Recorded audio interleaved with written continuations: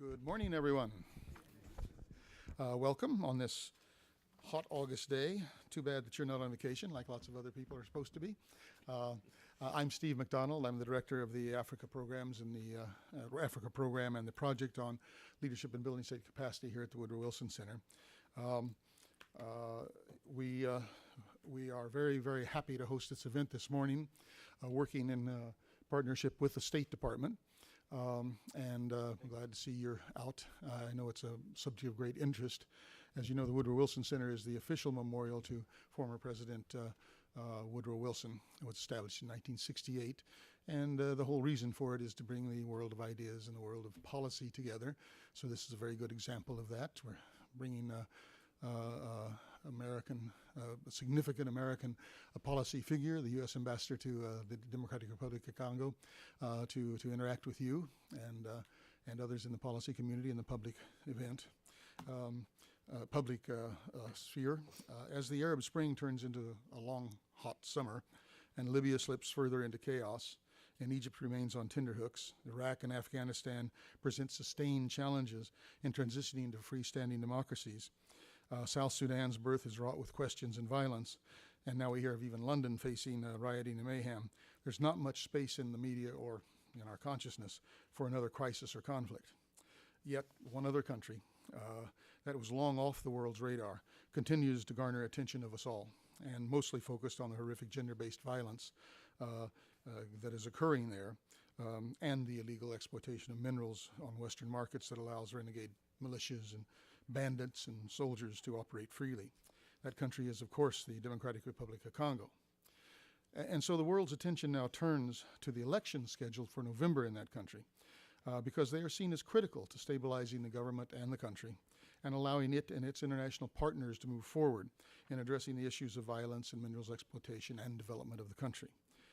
But the question before us, of course, is, will the elections provide an answer? Will the results be acceptable to the population of Congo? Will this enable and empower our central government to begin to look at the root causes of the instability in the country?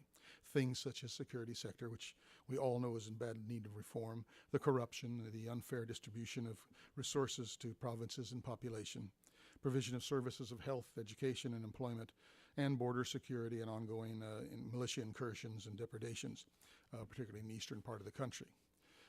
And the key question of all is, how will the parties, the protagonists to the elections, behave the day after the elections?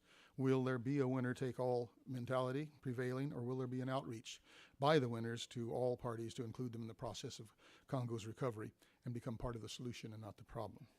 So that's what we're here today to look at, how the United States views the coming elections and what actions we are taking as a nation to ensure that they are free and fair and transparent and result in a dispensation that is acceptable to all Congolese. That, after all, is the ultimate test of democracy, not whether the international community declares an election valid, but whether or not the people feel their voices have been heard and a fair result has emerged. We are honored today to have leading that discussion for us Ambassador James Entwistle, the U.S. envoy to the Democratic Republic of Congo. He's recently appointed and is the 17th ambassador of the United States to that country.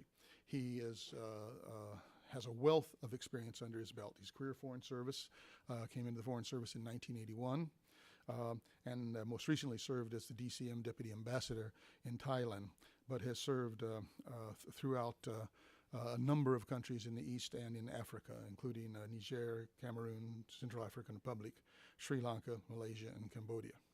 I'm going to ask the ambassador to give us some remarks at his pleasure. Then it will be followed by comments by Almami Sila of the International Foundation of Election Systems, and by David Poti from the Carter Center. I will introduce them when the time to speak comes. Thank you very much, Ambassador Entwistle. Thank you.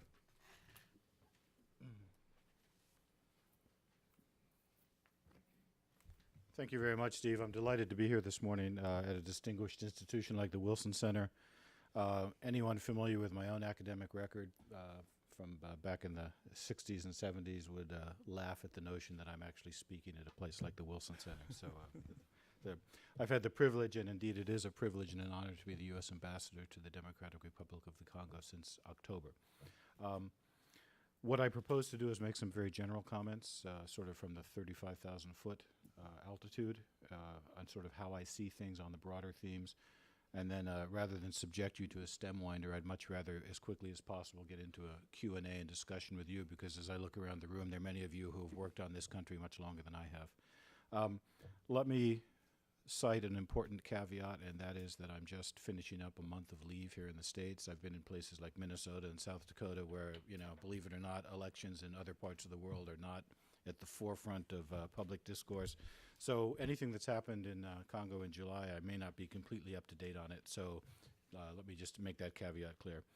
I'm especially pleased to share the podium, the platform, the dais today with the Carter Center and with IFES, two partners with whom we are working very closely in the DRC on elections and with whom I've had the privilege of working in other countries around the world.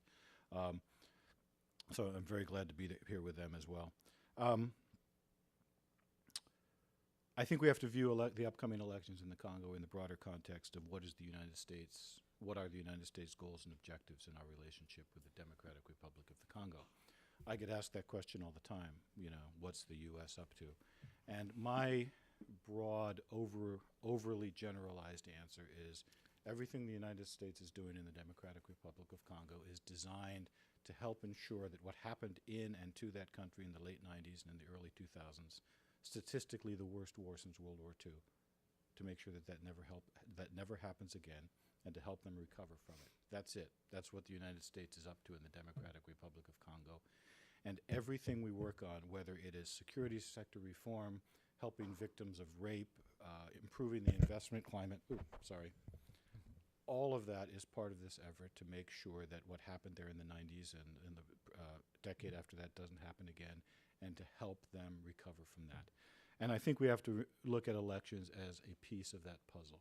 By helping them develop the ability to manage and run their own elections, that's part of the puzzle of bringing Congo back to where it should be.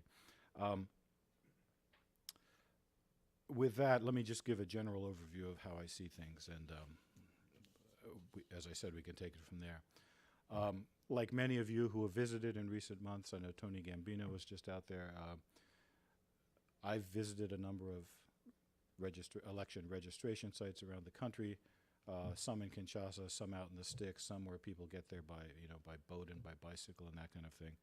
And by and large, I've been impressed with what I've seen, with the dedication of the CENI, the Election Commission officials who are running these registration sites, talking to the people who are standing in the sun for hours to get in there and register.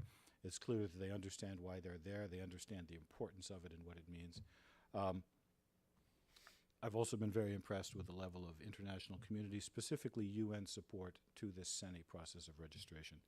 I think we have to keep in mind the losses that the Congolese Election Commission and the UN suffered in the MONUSCO plane crash some months ago. That was a big hit for both of them that they've had to factor in as they do their work. Now, many of you have written reports and so on that I've read with great interest about the registration process, citing some of the difficulties and setbacks and challenges, machines that didn't work, centers that weren't open on time, et cetera, et cetera, et cetera. And I agree with all of that. But despite those inevitable shortcomings and setbacks, in my opinion, enrolling over 32 million people in the Congo, given its history and the logistical challenges and so on, is a significant accomplishment, in my opinion. Regardless of the warts and so on that people see in the process, to me, that's a hugely significant accomplishment. Of course, the way the world works, as soon as one thing is accomplished, other things crop up. Indeed, just this week, other key aspects of the election are under consideration. I believe right now, this week, the National Assembly is looking at the electoral law in terms of redistricting and all of those things that we as Americans know so well, gerrymandering and things like that. The issue of whether or not the presidential elections and the National Assembly elections will take place at the same time or be decoupled, I understand, is under discussion in Kinshasa this week, as well as the fact of whether or not this code of conduct that has been put forward will be signed by all significant players. And let me just say that I think it's hugely important that all significant players sign the code of conduct and abide by it, and I hope they will do that. Now, in terms of U.S. assistance to the process, we are, through our USAID mission there, channeling about $12 million, and we're focusing on two things. We decided not to put our money into the big, what they call the basket fund or whatever they're calling it. Instead, we decided to focus on what we think are crucial elements of this process, not just this election, but future elections in Congo, specifically civic education, and what I think is crucially important is helping train and equip and get out in the countryside Congolese election observers. Because I agree completely with what Steve just said, is the crucial analysis on November 29th or December 6th or whenever results are announced will be, do the Congolese people feel that the announced results adequately represent what happened in the polling places? And in my view, the most authentic indication of that is Congolese observers forming their opinions and making them public. So we're working very closely with, through our efforts with the Carter Center and with IFES on the ground, and I think it's going very well, and I'm delighted to be doing that. I should note, too, that we are hoping, it looks good that we will be able to help equip some special police forces that are being trained up to help with election security and that kind of thing. And keep in mind as well that your tax dollars, we cover about a third of all MONUSCO expenses across the board, which means that we're also picking up about a third of their election logistic support as well. Let me address a couple of issues that come up all the time in my conversations in Kinshasa and with the media and so on. The first one is there's a perception, you hear it all the time, the international community is not supporting these elections at the same level that they did 5 years ago, therefore the international community is abandoning the DRC and doesn't care. I disagree completely with that. It seems to me that part of our objective here is to gradually develop the Congolese ability to manage their own affairs and run their own elections. And that's what I see happening this time. CENI is taking leadership on this, yes, with a lot of support from the international community. But frankly, in my opinion, if this effort required the same level of international support that it did 5 years ago, that would be failure. It would mean that we're not accomplishing our task of helping the Congo move forward and recover. So I think it's perfectly appropriate that the level of international community support is less than it was 5 years ago. The goal here is that eventually the Congolese will be able to manage their own elections. In the same vein, you frequently hear it said, and I get this all the time in Kinshasa, is that, well, the only way that the results will be acceptable to anybody is if the international community certifies the results. Again, I disagree completely. As part of developing the Congolese capacity, I think it's essential that the Election Commission, the designated officials, take the responsibility for certifying the result of the elections. I think that's a key element in this process of helping them build their own electoral capacity. Yes, the U.S. government and other governments and other institutions and so on who will be following this closely will speak in public and offer our views and so on. But I think it's essential that the official certification of the results should be of elections by Congolese in the Congo should be certified by the relevant Congolese officials. So that's a line of argument that I frankly don't have much patience with.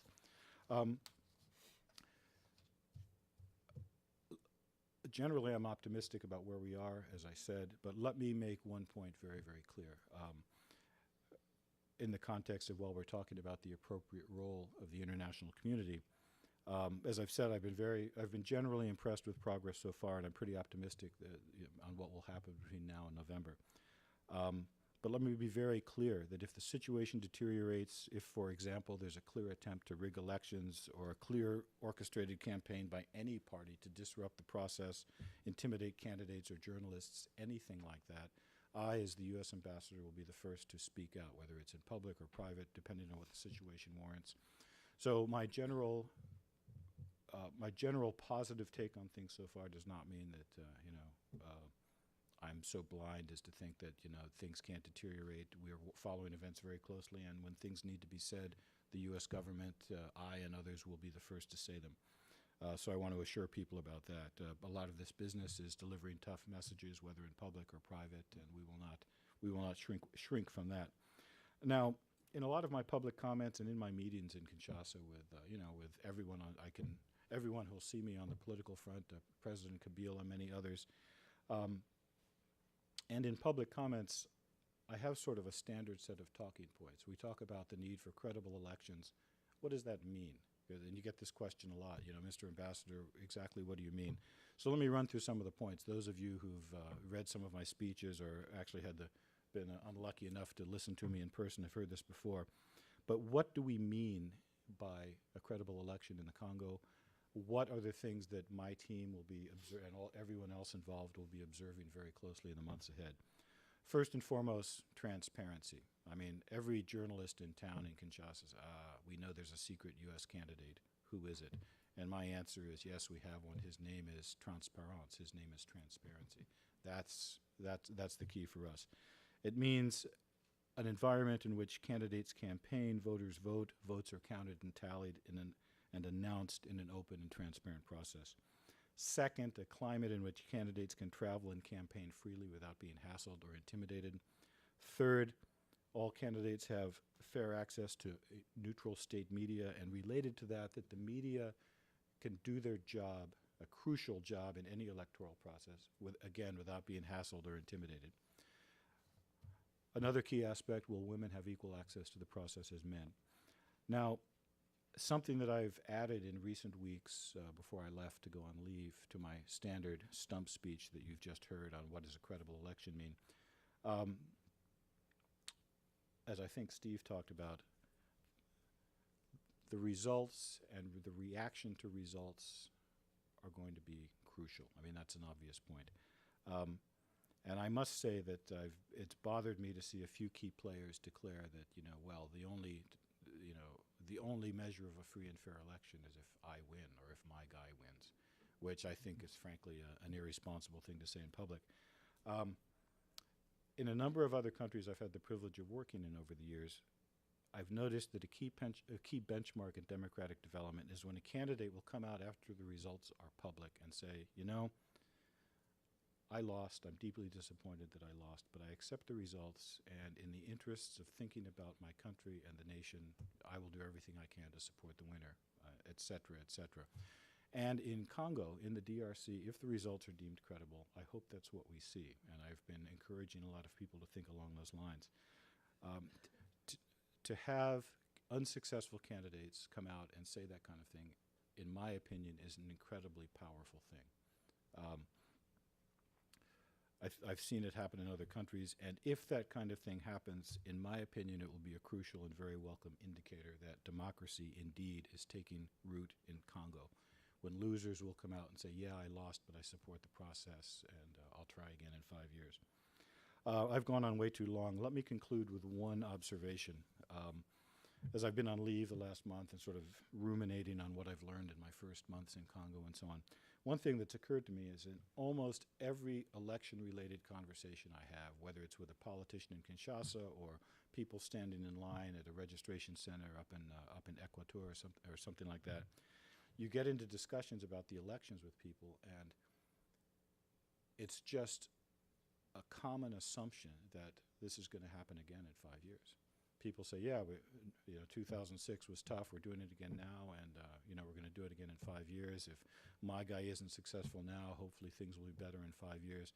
And just the fact that that there is going to be another set of election in 5 years, that's a common assumption, I think is an incredibly positive sign. It will make it increasingly difficult for any leader or politician or party to subvert that process. In other words, what I've been very encouraged to see, and I've been sort of thinking about this, as I said recently, increasingly Congolese are talking about when the next elections occur rather than if they occur. That gives me cause for hope and optimism in that broad process that I described at the outset of my remarks, in terms of helping our Congolese friends slowly but steadily recover from circumstances and events that the rest of us can only begin to imagine. That's why the U.S. stands with the Democratic Republic of Congo, and why I'm so humbled and honored to represent the United States of America in the DRC. Thank you very much.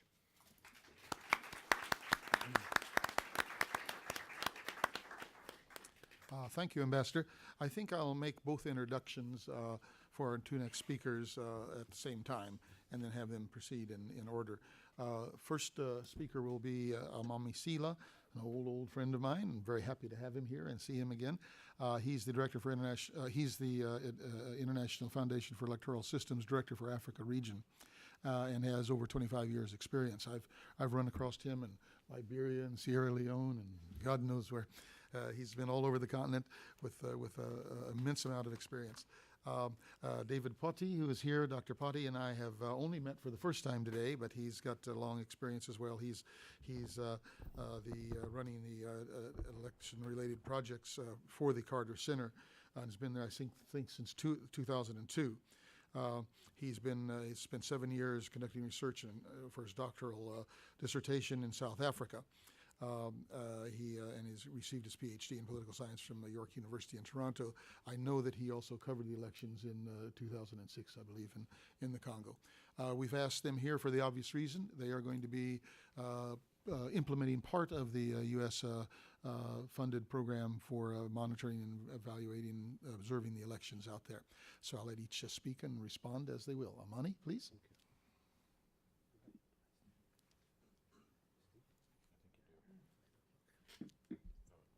Yes, you may choose, podium or here.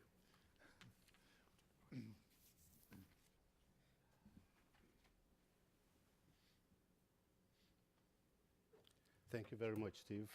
Thank you to the Wilson Center. Thank you, Ambassador, for giving us this opportunity to say something here about the elections in Congo. On behalf of IFES, I wish to thank all of you for coming. By way of introduction, IFES has been in Africa for quite some time, and particularly in war-torn countries and not so war-torn countries. Recently, we had worked in Nigeria and the Nigeria elections.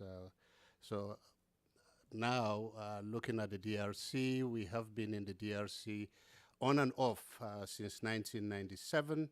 And I am very pleased to say that most of the programs that we have run in the DRC have been funded by the U.S. government. Lately, we have funding from the Germans, DFID, and the CEDA Canada. Right now, IFES is funded by the U.S. government working on civic voter education in the Congo, and we have seen exactly what we thought will happen, and that is citizens getting quite interested and taking responsibility and reacting to the recent elections. DRC elections for 2011. What do we have at stake? The ambassador did mention a few of those, but what I think we have to look at what we have at stake here is the stability of Congo itself. The implication for that is that further destabilization in the political process will obviously destabilize the country, and more so, it will destabilize the Great Lakes region. The potential for a spillover, if there is any violence in Congo, to the Great Lakes region is extremely high, and we've seen that in other parts of Africa where Cote d'Ivoire quite recent with the number of refugees that spilled over to both Ghana and Liberia. And we hope that this is not going to happen in Congo. The stability of the country for the region would be, destabilizing that country would be very grave for the region. And losing the democratic momentum from 2006 is extremely a difficult one to accept. And therefore, looking at 2006, I think there are some minimum standards that were set in 2006 that we have to be sure that those minimum standards are met at this point in time, which gives it a lot more urgency for all of us who are observing the elections processes in Congo. And what are some of those minimum standards that were observed then? The elections of 2006 were relatively stable. There was very little violence during election day. A great deal of support, of course, from the international community. Results were deemed free. Results were deemed to have represented the voices and the wishes of the voters. And therefore, this should be a minimum standard, I think, also for the 2011 elections. generally widespread participation of the citizens. In 2006, we saw like over 80% of the registered voters did go out to vote. Can we replicate that? I think those are some of the things we should be looking for.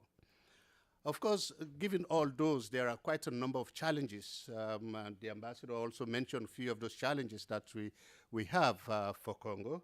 And those challenges obviously include logistics and the time frame of these elections.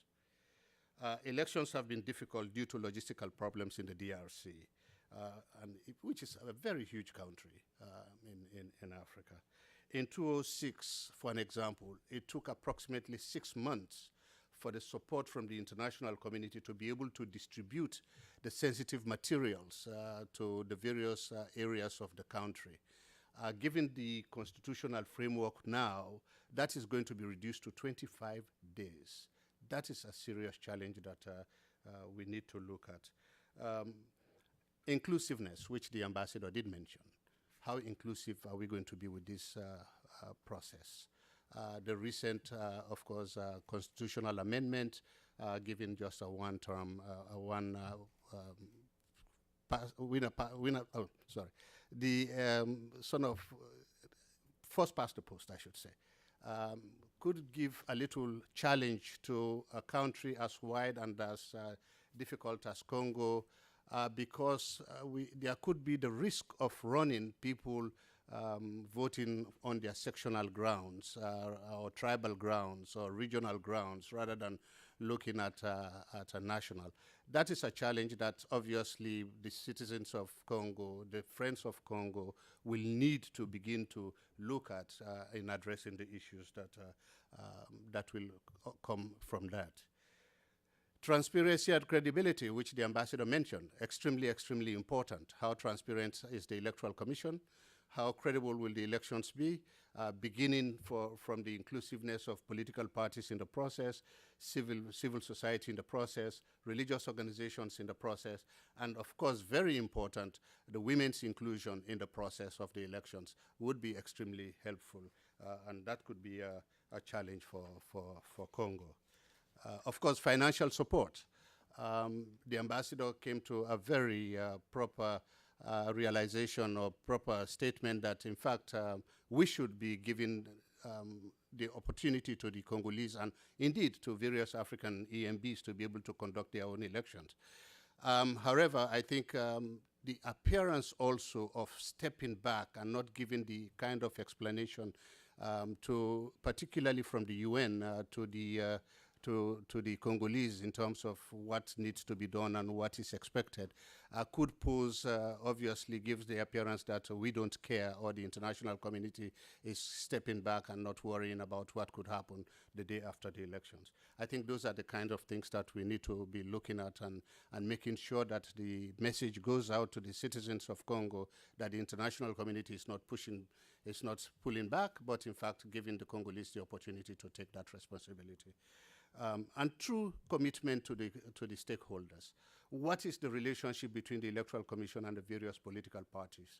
What is the relationship between the Elections Commission and the civil society, the religious organizations, and all the other stakeholders involved in the country that have interest?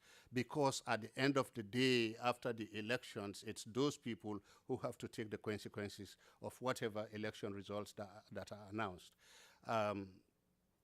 Legality of the process.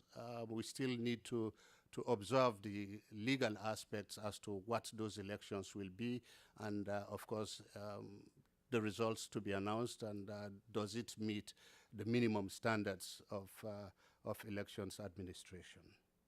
And looking forward for the 2011 elections, we have about 5 key recommendations that we would give. For an example, the Electoral Commission, the CNE, is to release the operational plan and demonstrate that it is serious and legally ready to address the citizens and the various stakeholders, making sure that they are part of the process. Because anytime you leave any of those out, the chances of questioning the elections are greater. So I think an inclusive way the Electoral Commission needs to take the step in really including everybody. Of course, again, the international community needs to meet the financial obligations that they have given. The U.S. government, I must say, I'm not going to be the mouthpiece of the U.S. government, but they have been doing well in trying to give that kind of a support. But I think the whole international community and the commitment to the electoral process in Congo is extremely, extremely important if the Congolese are going to get the kind of elections that we all are looking for, and that is elections that is free, fair, transparent, that meets minimum standards, because I think the citizens of Congo do deserve that. There needs to be also consolidate the electoral gains of 2006, that more elections scheduled immediately after these elections. We have to look at that process as well. How engaged are we immediately after these elections in terms of what are the next elections and what needs to be done? Somebody once said, and I think it's Tip O'Neill, I am tempted to say, but I think I'm right, that preparing for the next elections begin the day after you announce the results of the last elections. And I think this is extremely helpful if the new elections for Congo after the general elections are going to be quick. I think what needs to be done in terms of lessons learned, looking at, do we need to look at the legal reform of that country? That also needs to be taken into consideration, and the Electoral Commission needs to really look forward in doing that. There needs to be an enforced long-term electoral observation to ensure that the civil society and the citizens of Congo will be involved in the electoral process and will accept the results of those elections. Observation from the international community is good, but those observers sometimes go at the latter moment of the elections. But looking at elections as a process and not the event is extremely, extremely important in this case, where you begin even during the registration process, the campaign periods. There are no-go zones during the campaign periods. These are all of the things that need to be looked at in a pre-electoral mode to be able to assure that, and of course, calling up on political parties if they're involved in any political violence or, in fact, messages that are not proper. So we have to be sure that all of those are addressed properly. We have to be sure that the political parties are involved. And it is a process, not a short-term engagement, and therefore we should give that kind of a support to not only the elections process before the elections or during the elections, but also after the elections. I thank you.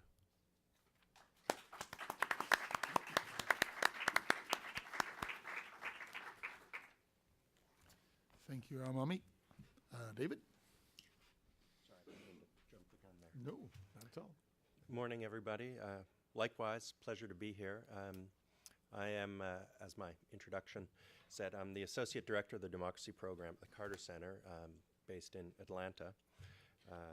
The Carter Center is as you may know, a nonprofit, non-governmental organization, non-partisan, so a lot of nons, which is an odd way to describe. We're pro-peace, and many things. Among several of our other programs, the Carter Center is known for international election observation. To this point, we have observed some 83 elections in 34 countries, including the 2006 elections in the Democratic Republic of Congo. We have thankfully received kind financial support from the United States government to conduct, as the ambassador was saying, activities for the elections in two main areas, both international election observation and technical support to domestic observers. And I'll say a few things about both of those. Perhaps just a quick word about the way in which the Carter Center observes elections. There is often a lot of both popular awareness and in some cases misinformation as to what constitutes the act of observing an election. I think perhaps one of the most misleading that is currently popular is the use of this word certification, in which it is sometimes implied that international election observers somehow or other certify the election process or certify the election results. We don't particularly see ourselves as doing that. Certification tends to carry a certain, can both have a pejorative connotation, but also, I think, carries a certain amount of officialdom that is not necessarily, and we don't see, part of our mandate. The Carter Center, as a non-governmental organization, definitely places an emphasis on being invited to observe an election and participate and assist in a political process such as an election. We have been invited by CENI for these elections, as we were invited by the CERI in the 2006 elections.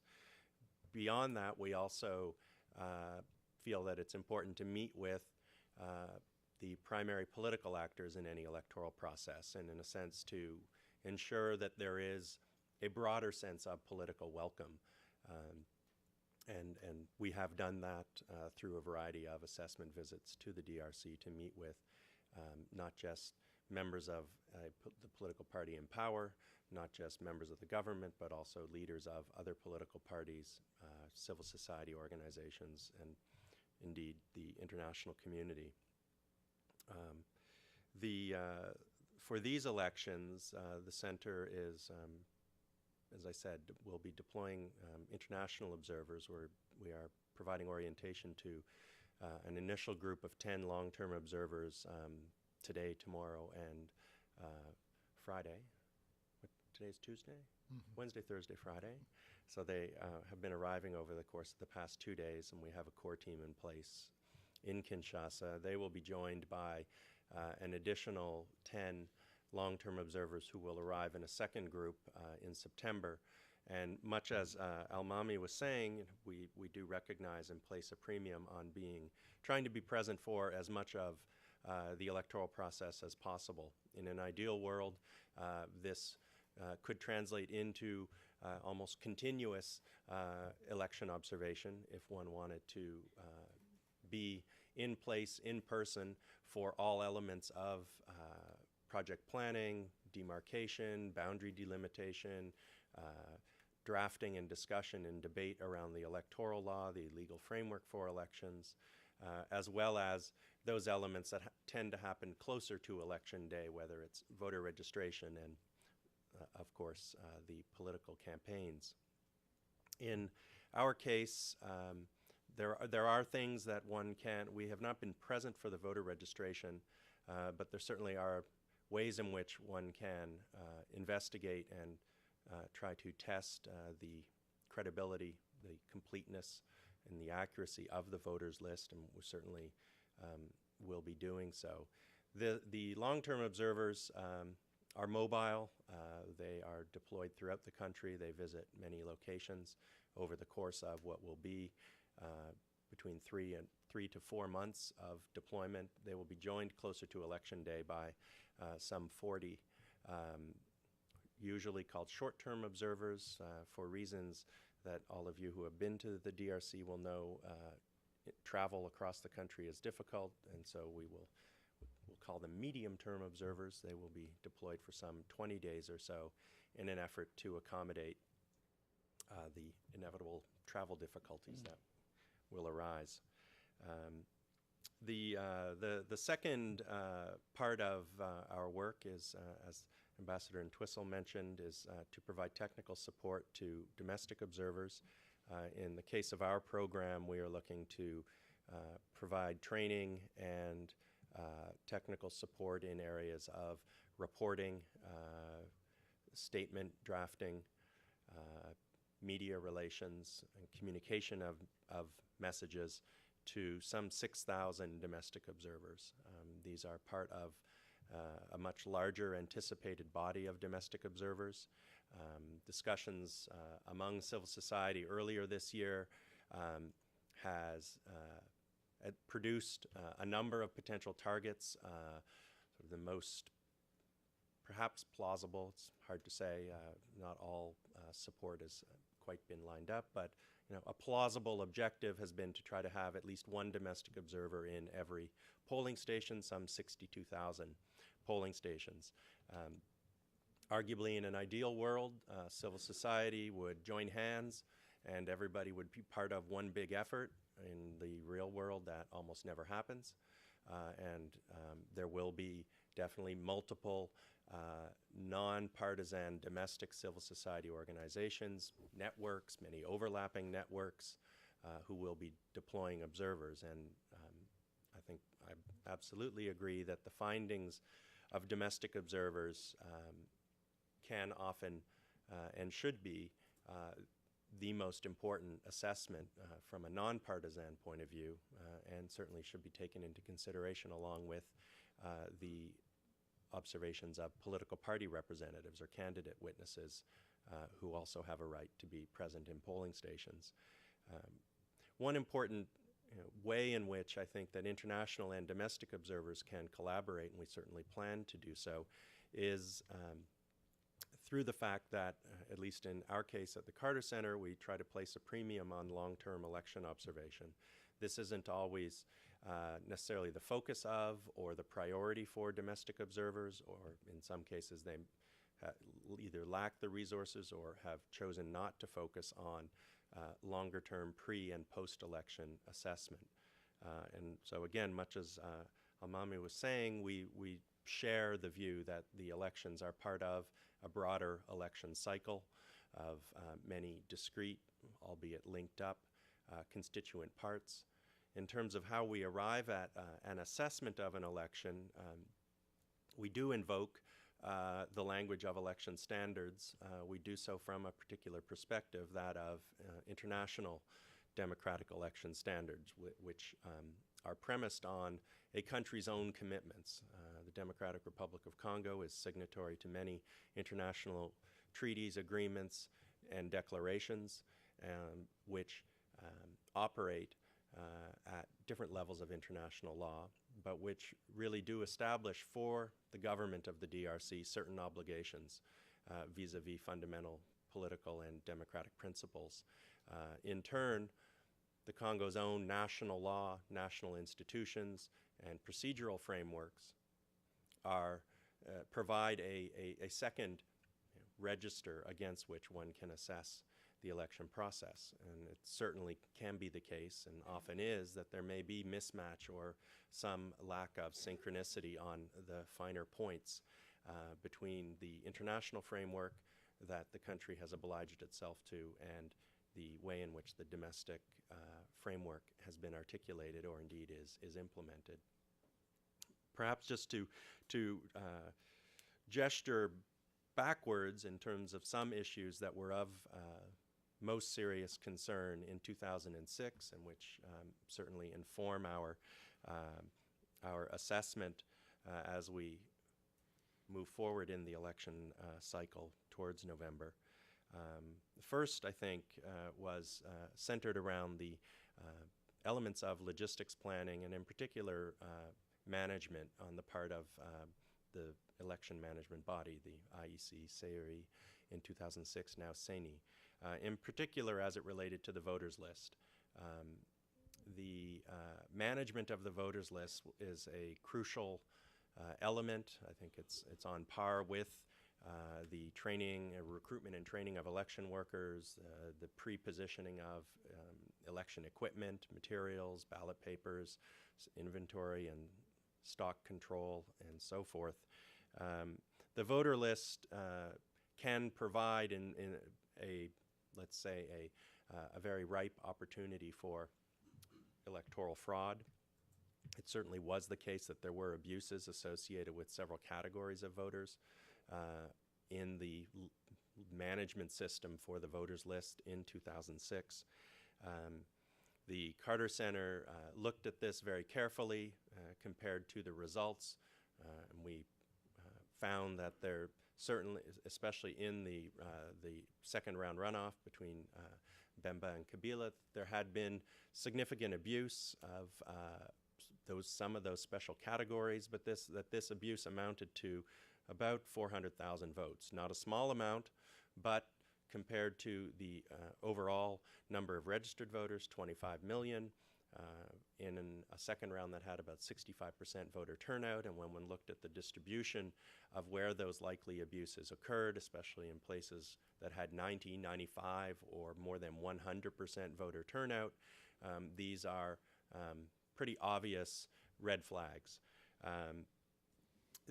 Based on our analysis, we felt that both Bemba and Kabila's parties had manipulated results and or abused elements of the voters list, but in relatively equal measure.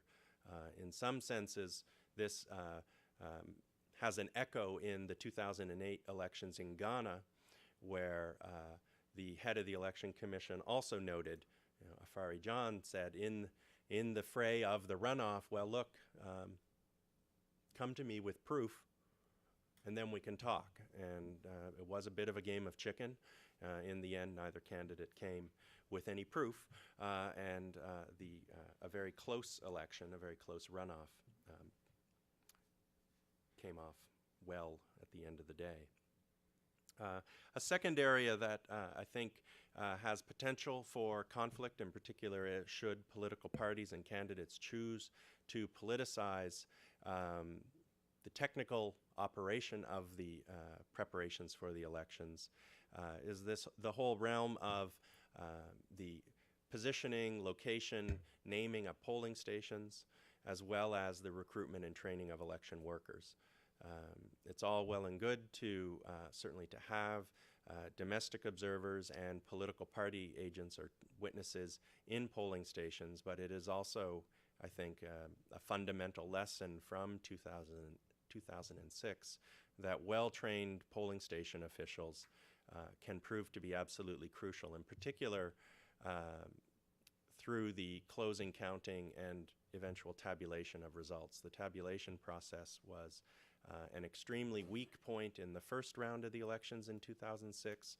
There were many improvements that were introduced for the runoff election, and we should hope that many of those lessons have been retained and will be in evidence on election day.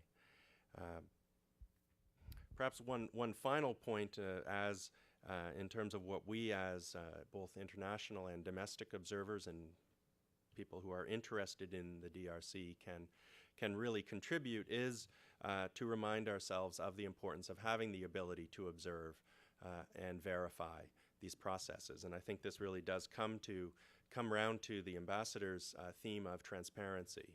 It is often treated as a buzzword, which it can be, but I think that the principle of transparency can also be evident in what may have seemed to you some of the minutiae that I'm referring to, the training of workers, how important can that be, or the control of the voters list, or the siting of polling stations. Any one of those individual ingredients may seem to be excessively election nerdish or policy geekish.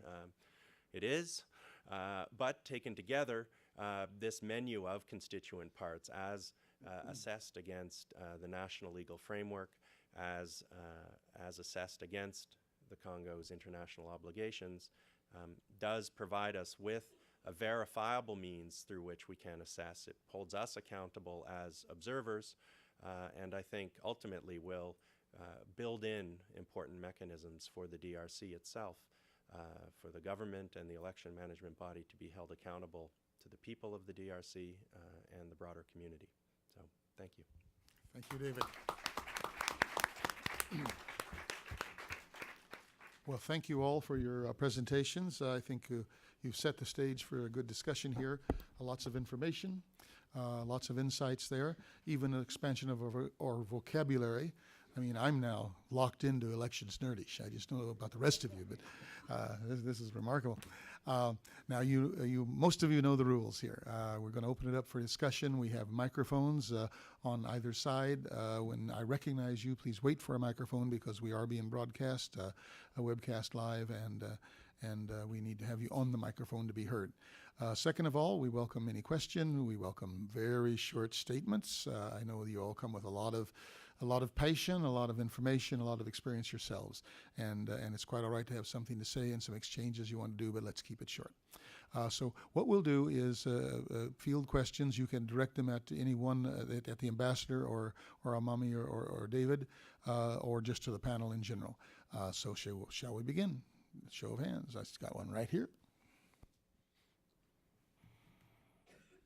Thank you. Tony Gambino, independent consultant. Thanks to all the panelists for really rich, excellent presentations. I was lucky enough to spend much of June and July in the Congo, and I'm back just less than a week ago.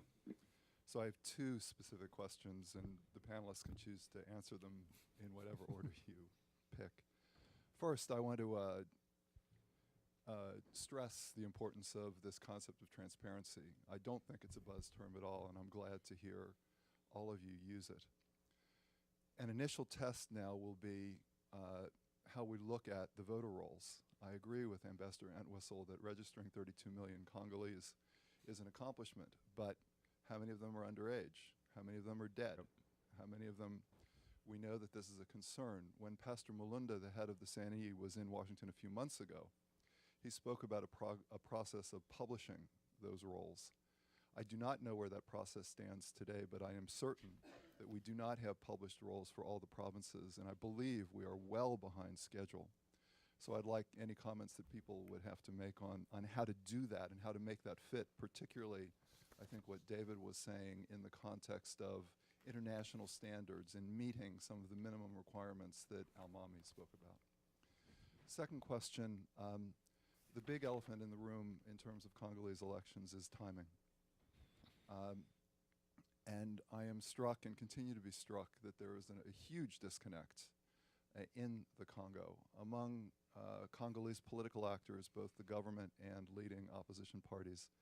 This discussion has become highly politicized. However, there's another way to approach this discussion, which is purely technical. As a number of you referred to, there are a variety of tasks that need to occur for free, fair, transparent elections to take place. Almami talked about some of the ways that the schedule has been squeezed between 2006 and 2011. I will tell you that now, as of a week ago, every close observer I talk to across the spectrum does not believe technically that it is possible to have the kinds of elections that you all endorsed in late November. But this will create a political crisis in the Congo, that is certain. So any comments that you have on how to handle what is, I think, sure to be an extraordinarily difficult but essential challenge would be appreciated. Thank you. Okay, thank you, Tony. You took two questions, so I'll only take one more, one right on the edge there before you get some responses from our... Yeah, I'm going to the same way as the previous presenter. Please identify yourself. I'm Jacques Mulumba. I'm a Congolese. Uh-huh. I'm a resident in America. I'm a taxpayer also. Thank you, Jack. I was very surprised to hear from the ambassador that Mr. Mulunda is the president of Electoral Commission. Mr. Mulunda is doing very well because he registered 32 million. Mr. Mulunda is the only person who knows exactly how he reached that number. He's hiding the software, electoral software. He doesn't give access to that, to the opposition, to that software. There is the issue of the code of conduct. That code was not signed by the opposition. He's still struggling to get opposition signature.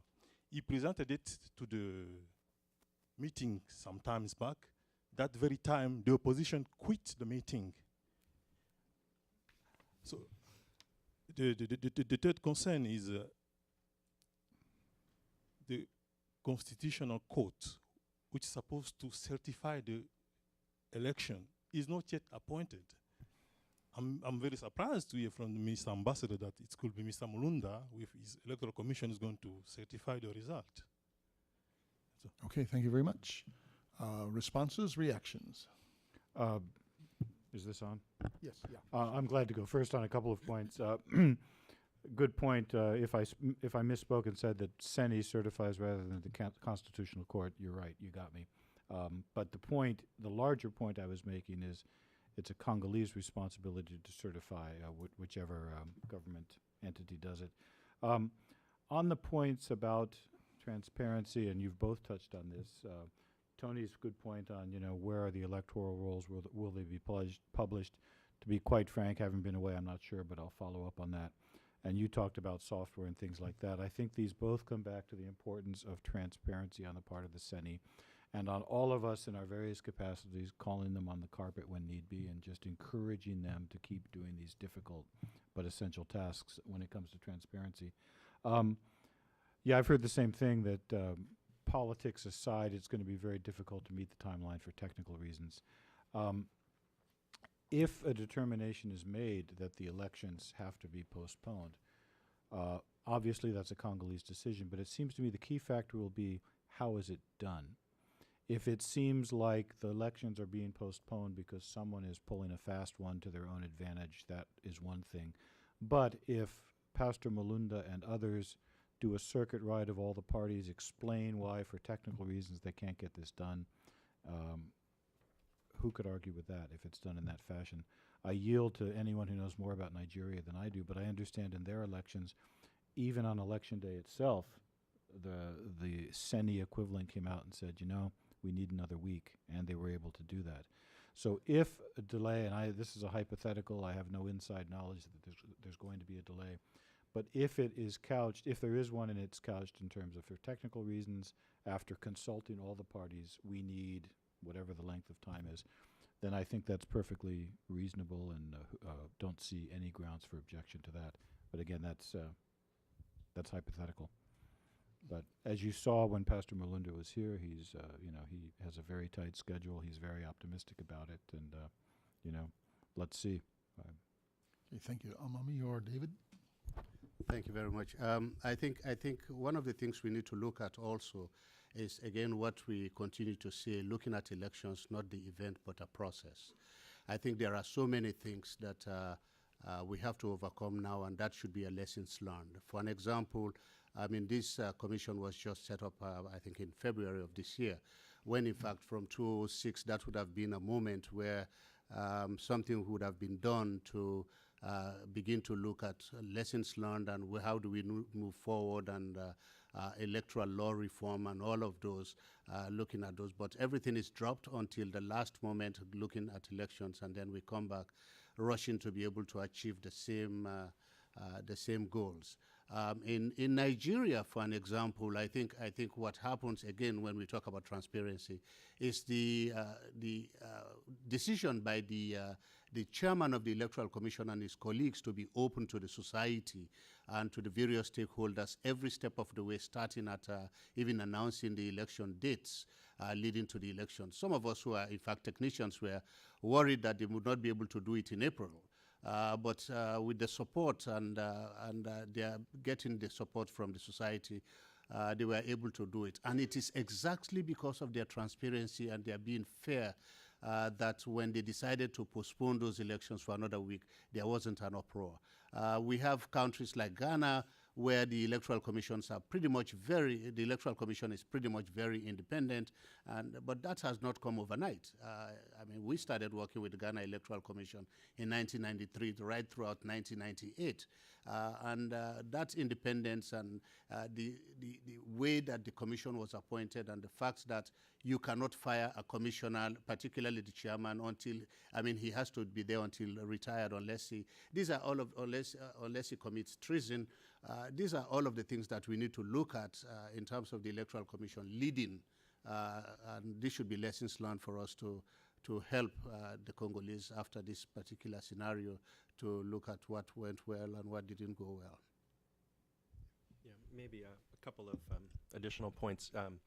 Tony, I agree completely in terms of the importance of being able to assess a complete and public list of registered voters, and no, it's not available publicly at this point.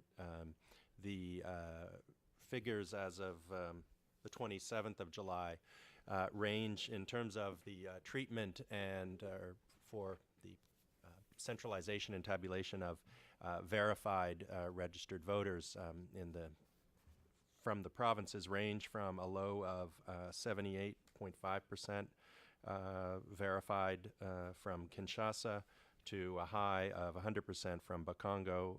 It's the only province that is complete. There are problems with corrupt CDs, non-delivery of CDs, lost discs, and so all of the vagaries of electronic voter registration manifest themselves pretty strongly in the DRC. Whether or not the final list will get to the announced figure of 32,024,640 remains to be seen. But absolutely, timely release is important as well. When I was referring to some of the minutiae of looking at or trying to assess the role that the voters list played in the 2006 elections, we were only able to make that determination in late November, early December of 2006, because the data that was pertinent to the July first round election was not made available by the Election Commission. I think that also highlights the importance of long-term assessment, waiting till the process is complete before arriving at a final judgment. If we had known some of the data or some of the issues around that performance in July, we might have made slightly different post-election statements in the immediate aftermath of the first round, but certainly being there longer term and through the second round enabled us to modify that assessment as we got more information. Second point, in terms of a code of conduct, I agree, a code of conduct is important. It's also important to note that there are 394 registered political parties in the DRC. 278 of them were present at the end of July at this parliamentary event. Getting agreement from 278 people is a little more difficult than getting agreement of 5 people, and as we know, 2 people is difficult. Certainly some parties are bigger than others. Certainly some parties are more important than others, at least in terms of being relevant to the national scene or being able to post credible, relevant, competitive presidential candidates. And I agree wholeheartedly, getting agreement among those primary actors is going to be very important and shouldn't be underestimated. I would point out that we did have codes of conduct in 2006. We had confidence building measures. We had all sorts of integrated forms of management, and yet we still had the 2 leading candidates after the first round fighting in the streets and exchanging artillery fire for the 72 hours after the announcement of the first round of the results.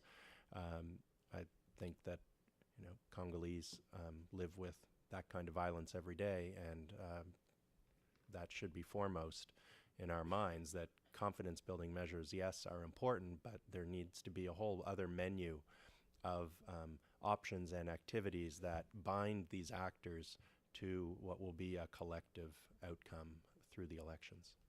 Okay, thank you. All right, let's take another round. I saw a question right here. Julius Agbo, Africa Growth Initiative, Brookings Institution. From what I've learned from all the 3 speakers, is that we care about free and fair elections in the Congo because it is good for peace internally.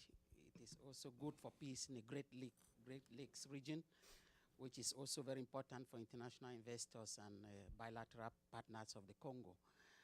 But I'm very worried about that assumption, the assumption that conflict would originate necessarily from national elections or something, or where the prime source of conflict is. That is my source of worry.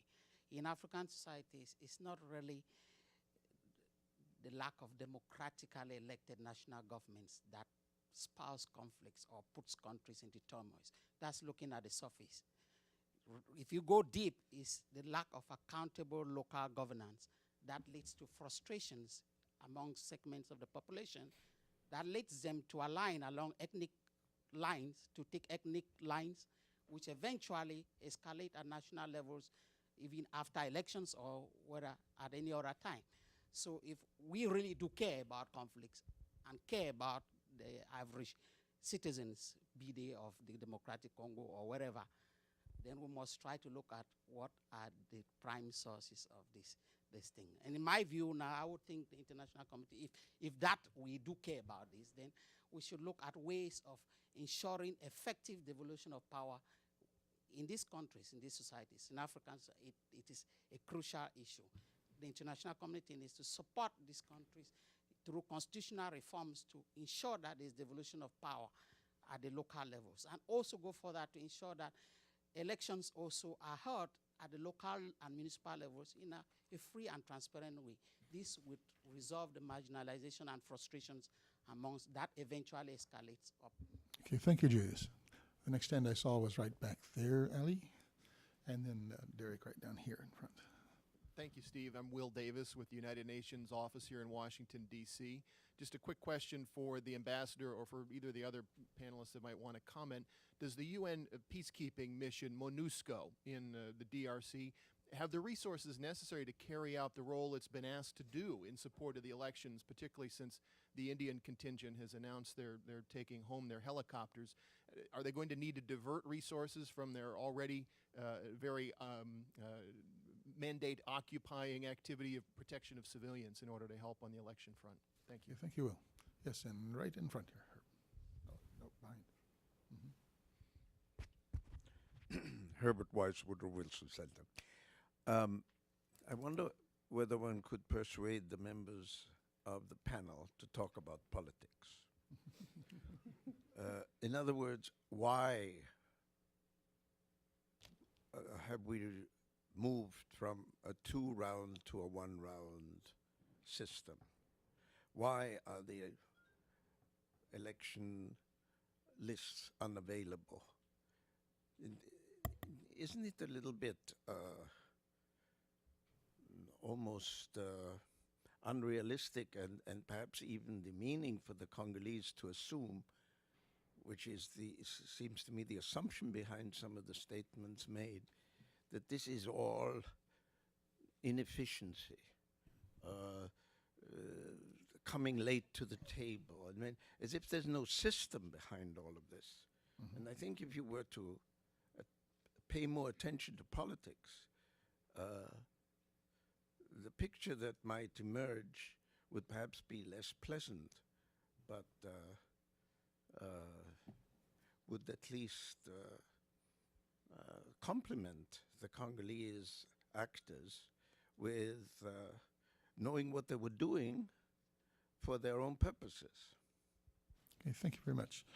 Let's deal first with Julius's point about the primary source of conflict and devolution of power to the local.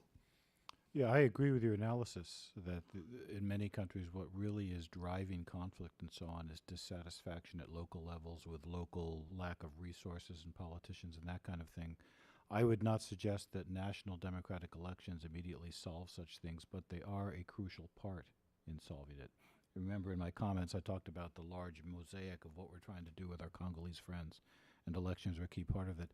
But you raised something that I should have mentioned in my comments. Coming down the pike, we have local elections, municipal elections, provincial elections, whatever you want to call them. In many ways, I think those rounds of elections will be more important than the coming round in terms of affecting the lives of individual Congolese all over the country. And, you know, times are hard budget-wise, but I'm very hopeful that the U.S. government will play an active role in those elections, which frankly will probably not get the same level of, you know, international attention. But as I said, I would argue probably will be more important in the lives of Congolese. Just okay, I can come back to the others. Okay. Okay.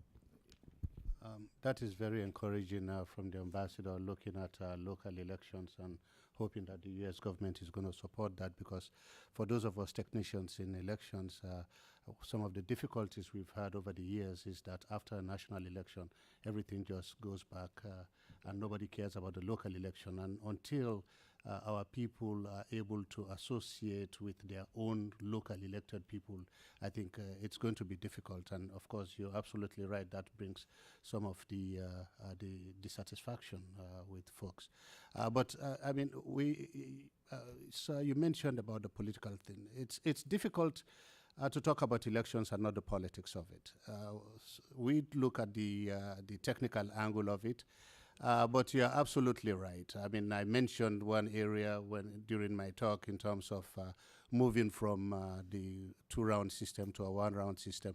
That is a challenge because there is a reason why in many countries they have the two-round system. It's exactly to prevent the ethnicity type voting so that you will be forced to reach out to other ethnic groups in a second round to get votes. But I think, again, it's also expensive for, a two-round system. And so given the fact that the support coming from particularly the international community may not be there in terms of the resources, sometimes it's a matter of convenience, and sometimes, of course, it's a matter of politics, where first past the post is easier, and but then the disadvantage to that also, as I mentioned, is that you will get a minority government that may not be accepted by all, and that is a challenge that could pose a difficulty down the road. Okay, David? Yeah, I guess I feel I can speak pretty frankly. Yes, I think absolutely there is direct political culpability for the circumstances under which the DRC is going into these elections. The Kabila government dragged its feet on the establishment of CENI. It was appointed extremely late and in close proximity to the election date. The government of the DRC also sought and has the right to seek to control more of election operations, planning, and budgets. And that has been achieved. The DRC government will fund approximately 60% of the election costs, with the international donor community providing the other 40%. The DRC government has only released about 5% of its funding commitment thus far to CENI. The late appointment of CENI resulted in the extremely late and terribly tightly compressed conduct of voter registration, which has occurred within a terribly tight and compressed electoral calendar, which leaves almost no room or margin for error. The electoral calendar itself was announced very late in the process. All of these look like technical operations at one level, but of course there are political reasons behind why they happen. And so on top of that, one introduces also then constitutional amendment that changes the electoral system for the election of the president from a 50% plus one majoritarian runoff to a single plurality first past the post. That's a political calculation as well. And so the selection of an electoral system also has, both has origins and enduring political effects. And whether this constitutes abuse of the power of office, power of incumbency, is, for one to decide and argue about. I think that the conduct of the that package, does that package seal the fate of these elections as being a political lockup and technical knockout victory for President Kabila? Perhaps. That's been a discussion within the Carter Center and with my senior management as to whether or not the Carter Center should even observe these elections. My standard answer to my bosses and external audience is, well, we reserve the right to pull out should the conditions appear to be such that, there is not even a chance at some kind of credible contest. It may also be the case that even a contest that is greatly lacking in credibility may still be worth observing in terms of bearing witness, documenting what has happened, and being present to support other issues. In another hat of the Carter Center, we've been working for many years also with U.S. government support and that of other governments to support human rights defenders. We've established a human rights house based in Kinshasa that has more than 150 human rights organization members. We've worked to take up cases of intimidation, arbitrary arrest, detention, torture, and death of human rights activists, journalists, media owners. And so, they're not unaware of what is often a life and death political reality in the DRC. Thank you. Ambassador, I'm going to give you a shot at the last two questions, but it's actually, we're running close to be out of time. I don't think we'll have time for another round of questions. So your response on Herb's politics question, and don't forget the United Nations. Yeah, good capacity. question on MONUSCO. I find, you know, the many times when you talk to Congolese about MONUSCO, it's their reaction is something like, you know, MONUSCO is a violation of our sovereignty, but they need to be doing more. You know, there's sort of this, but I think you're right to highlight the role of MONUSCO. Look, MONUSCO is in the middle, like all UN organizations that are driven by contributions from donor countries. Budget times are tough. Roger Meese is an old friend of mine. He was my first boss in the Foreign Service 30 years ago, and he spends a lot of his time on budget figures and trying to figure these things out. As you noted, on the military side of the MONUSCO operation, helicopters are being taken back by contributing countries and so on. So a long-winded way of saying MONUSCO is in a massive budget crunch, even without having to provide election support and so on. So I think they're going to be very stretched. I'm impressed with their dedication and their commitment to this, but they're going to be very stretched to do their jobs, especially in the face of, someone mentioned, the vast daily logistical challenge of getting from point A to point B anywhere in the Congo. In terms of how they deploy their resources, there's been a lot of discussion about that. I mean, people have said, you know, there could be post-election violence in Kinshasa, so they should move a big bunch of their troops out of the Kivus to Kinshasa. I personally don't agree with that. All of their troops are in the Kivus for, you know, very good reasons.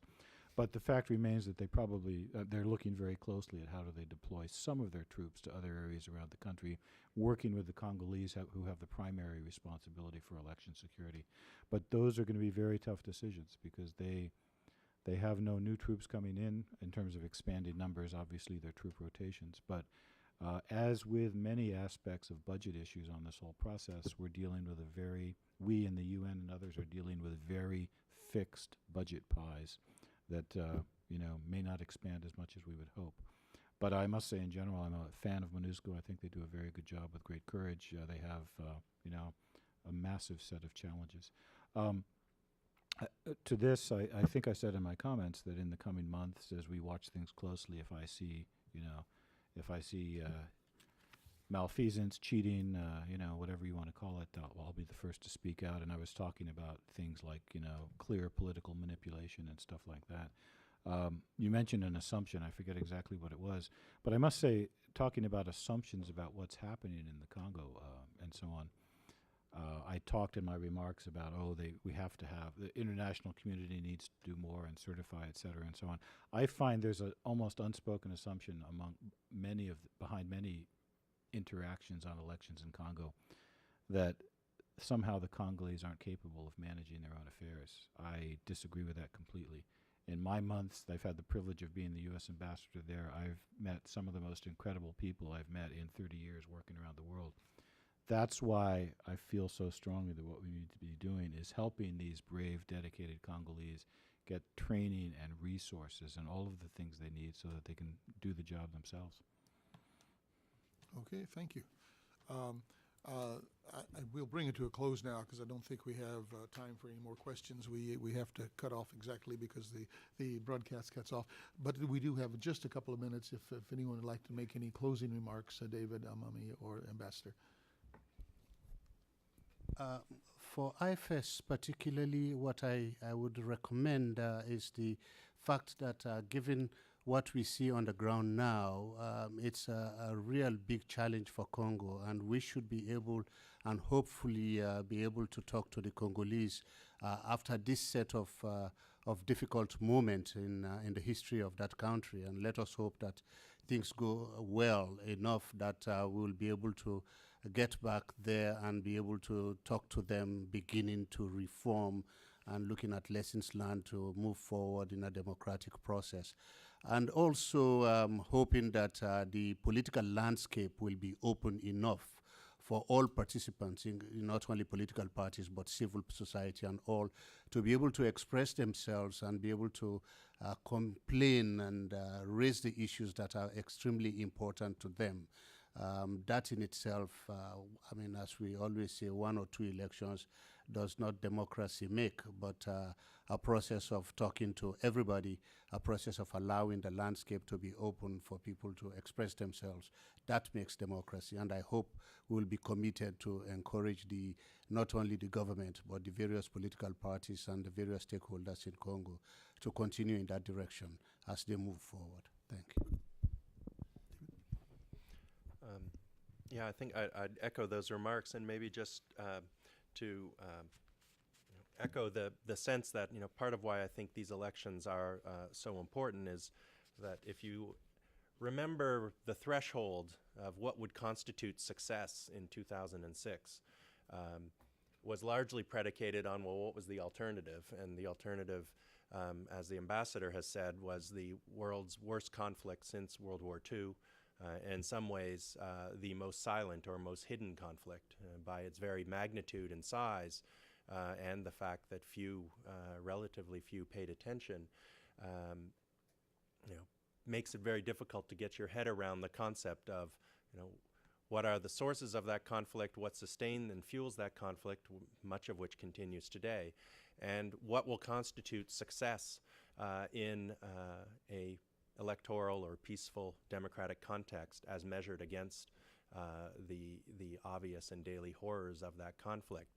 In some ways, the Congo has achieved a great deal through a national voter registration exercise, which was one of the few national binding events in Congolese post-independence history, conducted a successful constitutional referendum, and in some ways constituted a successful election in 2006. The bar is and should be higher this time around, and I think that accountability, and hopefully you've heard something from all of us that points to some ways in which we are all trying to hold ourselves accountable, whether as a government or as non-governmental actors, to try to support that process.